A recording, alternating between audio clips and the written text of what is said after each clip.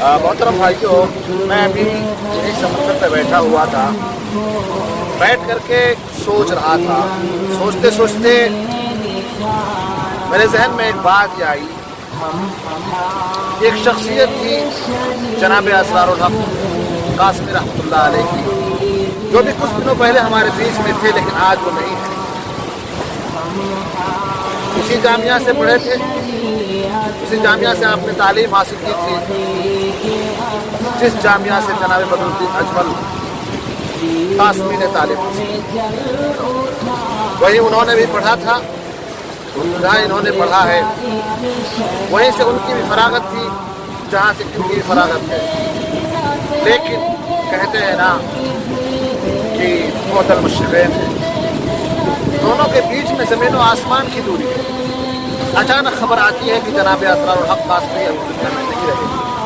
क्या सलफ़ी, क्या हनफी, क्या मालिकी, क्या शाफ़ई, क्या हम्बली, सारे लोगों की आंखें अश्कवार हो गई।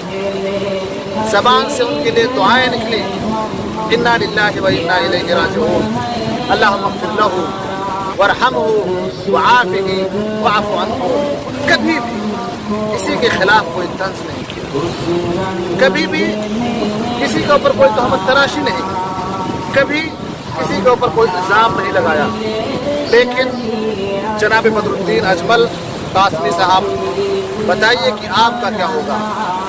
आपने तो तहमत तराशी कर दी, वो भी कहाँ? पार्लियामेंट के ऐवानों में आपने अलल ऐलान ये कहा कि सलफ़ी, इनसे मेरा कोई वास्ता नहीं है और ये दहशतगर्द है। कौन कहता है कि आप सलफ़ियों से वास्ता रखें? नहीं ज़रूरत है मुझे आपसे कोई वास्ता रखने की। हम अल्लाह तबारक व तआला से अपना वास्ता रखते हैं, हमारा राब्ता अल्लाह तबारक व तआला से होता है। आपकी मदद की कोई ज़रूरत नहीं है और ना ही हम आपके पास कभी जाएंगे। हम हैं, हमारी पहचान है, हमारी जमीयत है, हमारी जमात है, वो हमारे लिए काफ़ी है। अल्लाह के रसूल सल्लल्लाहु अलैहि वसल्लम ने एक बार सहाबा कराम से पूछा था, अतदरून मल ग़ीबा, ऐ सहाबा बताओ कि ग़ीबत क्या है?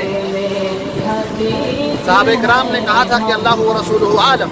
आपने फरमाया था ज़िक्रुका अख़ाका बिमा यकरा।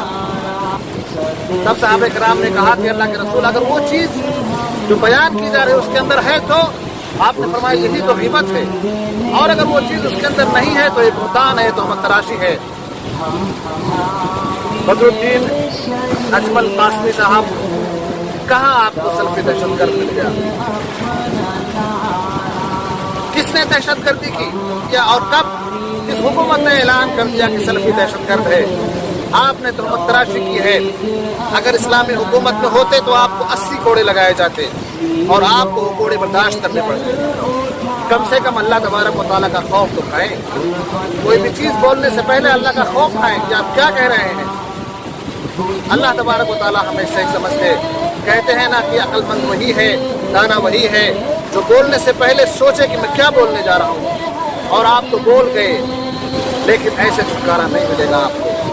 आपको अलल ऐलान माफ़ी मांगनी पड़ेगी पार्लियामेंट के ऐवानों से, प्रेस कॉन्फ्रेंस बुला के आपको माफ़ी मांगनी पड़ेगी, तब कहीं जा करके हम